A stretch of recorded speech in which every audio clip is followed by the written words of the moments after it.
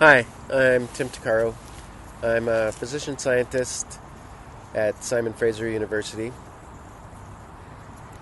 I study health impacts of climate change, and I'm also an occupational and environmental medicine physician. Been at this for a long time. I'm 63 and moved to Canada in 2005. I'm from the U.S. I'm here because we need to protect the planet for future generations. And at this spot, or very near here, the Canadian government is still planning to lay down new pipeline for expanding the Alberta oil sands.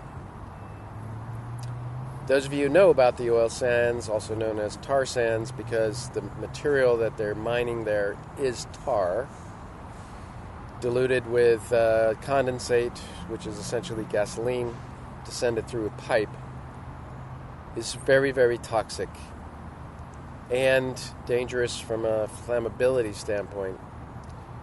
In addition to those toxicities, of course, expanding the Alberta oil sands is exactly the wrong direction for Canada to be going. And in fact, our commitments at Paris in 2015 to reduce our greenhouse gases is contradicted by this action. Having good knowledge of the impacts of climate change on human health, realized that this project is an important one to stop, and that was in 2014. So I've been working since 2014 to put out some of the health effects into the review process. I was an intervener on 2 different reviews, and I just want you to know that the process was rigged from the very beginning. And why do I say that? Because the Harper government disallowed any testimony, written or oral, on the health impacts of climate change. They took off the most important impact of the project off the table right from the beginning. So it was rigged. It was rigged for the outcome that they got.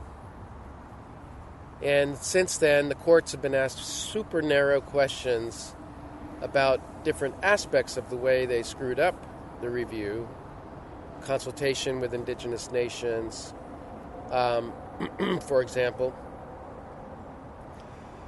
and also the increase in marine traffic. But they still never considered the downstream impacts of the greenhouse gas emissions from burning the product that would flow through Trudeau's pipeline.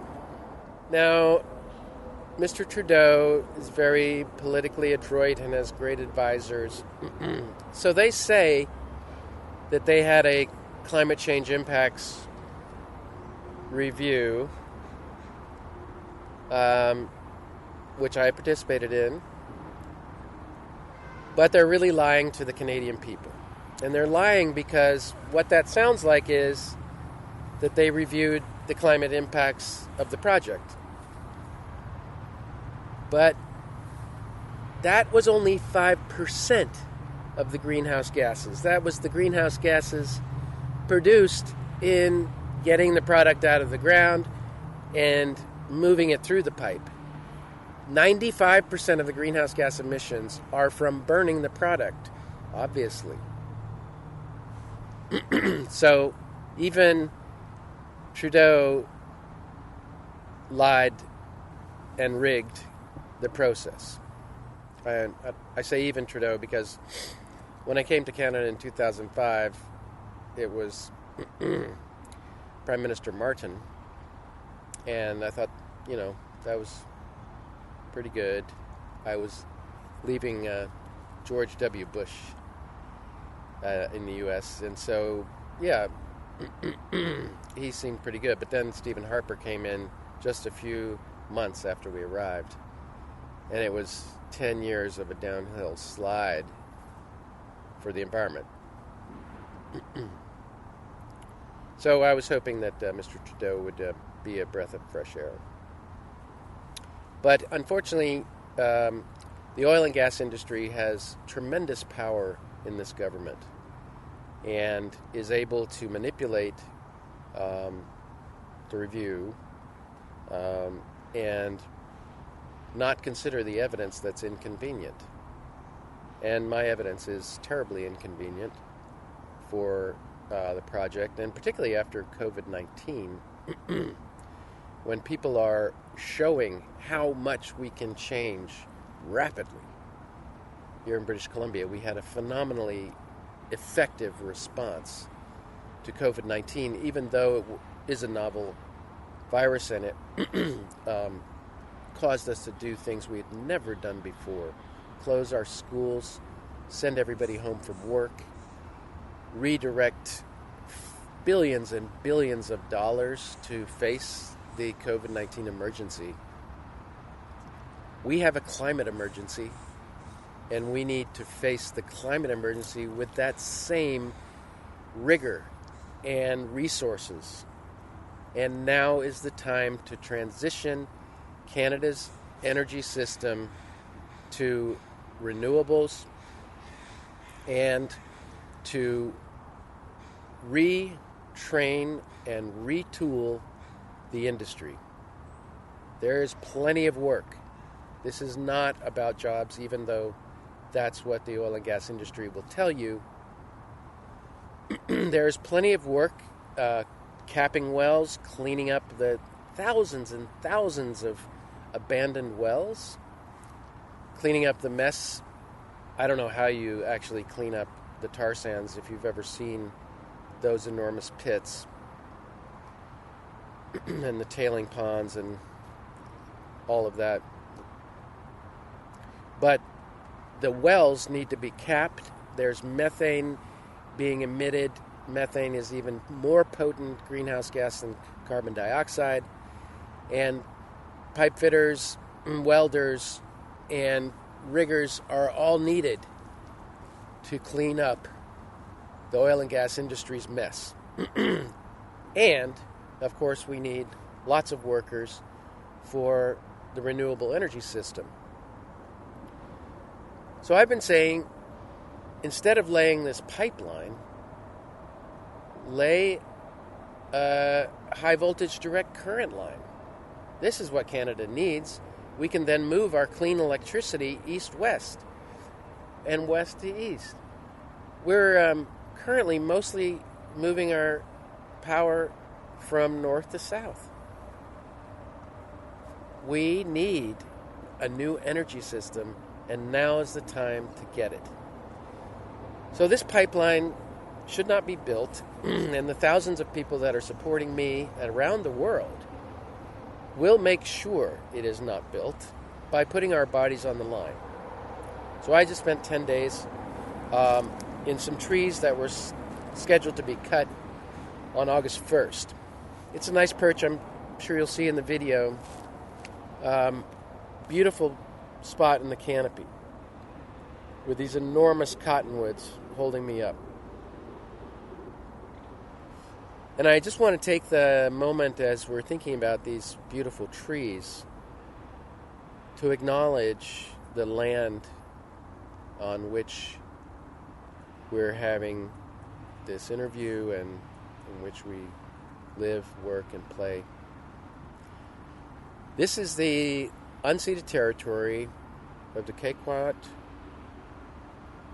Coquitlam, Tsleil-Waututh, Musqueam, and Squamish peoples, all Coast Salish, who've been here for thousands and thousands of years. They knew how to take care of the land. They still do. And we need to listen to them. The Tsleil-Waututh have been very clear in this struggle. They're protecting their beautiful Burrard Inlet from tanker spills. They're protecting their shellfish fishery. They're protecting their water. And they know how to be stewards of the land. We need to take heed. Another thing that indigenous peoples teach us is how to think about future generations. Having been here for so many thousand years on this place, they seem to have a more complete way of viewing the world and what has been and what is coming, and in particular about future generations and how to protect them, which is why we have to leave the planet in very, very good shape for our children. And what I mean by this is a planet that's not warming by 2 degrees by 2100. And that's 2 degrees average. Parts of British Columbia are estimated to go up more than 6 degrees, which is devastating for biological systems and humans. There will be forced migrations of hundreds of thousands of people around the world. Instability, drought, wildfires that we have never seen, extreme rain events, extreme weather of other types, people dying by the thousands in heat waves. This is not the future to leave our planet. Soon here you'll see the summer camp coming to Hume Park. It's a really wonderful thing to watch children in nature. They light up. They have so many questions. They're so into water.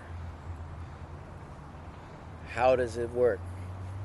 I can float. They need clean water. They need green space. They need to be protected from future pandemics. There is a strong relationship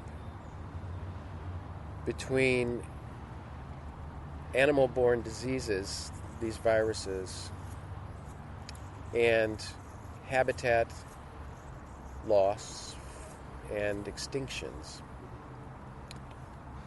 Habitat loss and extinctions are pretty stressful for animals, and it does affect their immune response.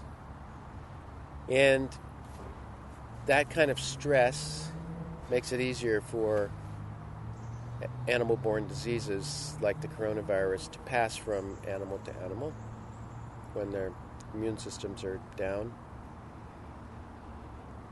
And occasionally these animal-to-animal transmissions spill over into humans, and this is what happened with COVID-19.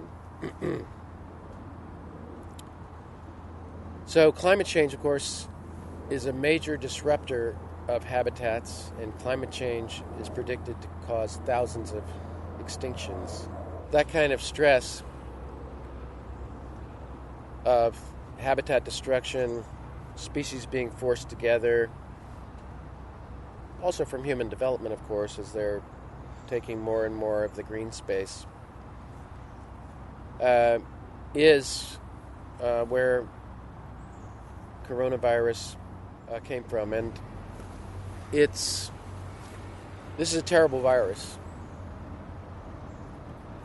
It's not as bad as it could be. The infectivity rate could be much higher. It could be easily spread like measles through the air. And the virus knows how to get to that much worse mutation. So the other thing that COVID-19 has shown us, and I went through a little bit of the biology, which I have to admit, is quite speculative. This is a novel virus. Our understanding of it is that it emerged from bat coronavirus. There's coronavirus all over the bat populations, and they do fine with it. And it spilled over to pangolins, is what is thought to have happened. And pangolins are valued in China for their meat, and so it got into a fresh market, and somewhere in there the spillover happened to humans, and then it started getting transmitted from human to human.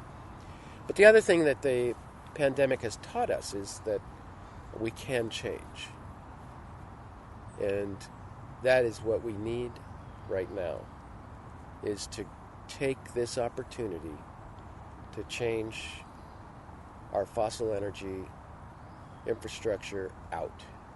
Don't build new fossil energy infrastructure. That is crazy. It makes no sense economically anymore, and it certainly makes no sense for the planet that we want to leave to our children and their children's children.